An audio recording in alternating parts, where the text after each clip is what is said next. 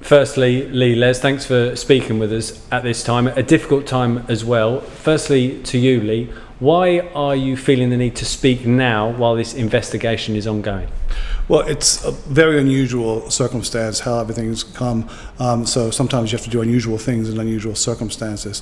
For me, the most important thing is we need to make sure that we get focused on football for this Saturday. We've got a big local derby coming up, and we need to let fans know that, look, we're looking at this. You know, we're taking things forward, but let's not forget we need to get focused on Saturday because it's coming up quickly. Some people are asking, why has the manager not been suspended while this internal investigation takes place? I think if you look when there is a need to suspend somebody, it's normally because there's a suggestion of some past impropriety or that there could be some interference with the dealings of the club in the future. There's nothing to indicate that would be a problem in this particular case. It looks like the allegations that the paper are making are based upon a potential conflict of interest that could happen at some point in the future, and that's what we're trying to do right now. So obviously we've released a statement this morning or this afternoon about where we are with the investigation, and we've interviewed Jimmy in that respect. So now it's about waiting to see what the actual transcript actually says in full unedited context, and seeing what comes back so that we can analyze things in light of the context in which they were said and also the sequence in which they were said.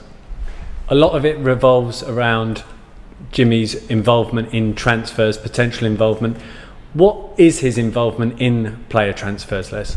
I think first and foremost, I think part of my role of coming into the football club was to try and take pressure off the manager in terms of his transfer dealings, and we have quite a robust form of the way that we do that in terms of players that come into us. We have agents calling us right, left and centre throughout the transfer window, offering us players. Some of the players will know, and we'll know whether they fit into what we're looking for at Queen's Park Rangers.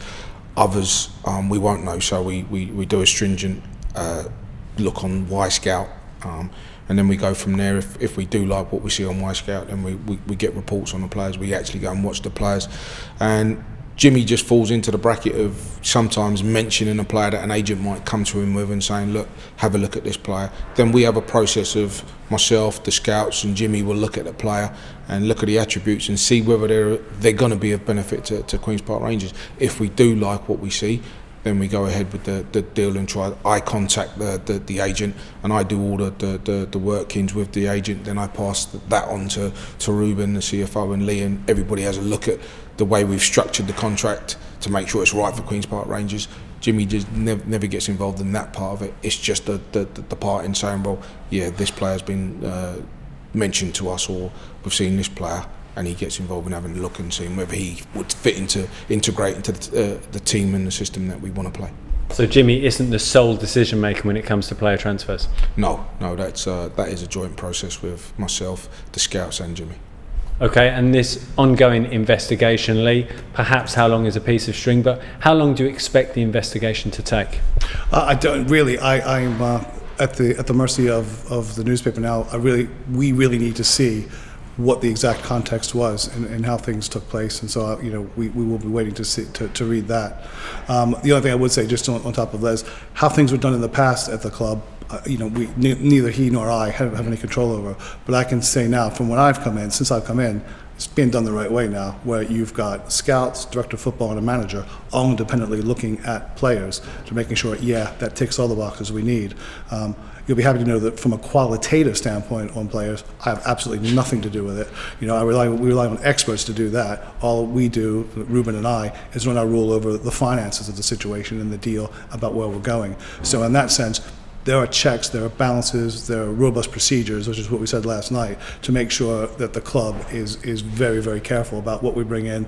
We're doing things for the right reason. So in that respect, probably one of the real reasons, one of the main points we need to get across is the players that come in are done because they fit into what we're all about, and they're about what we're trying to accomplish going forward.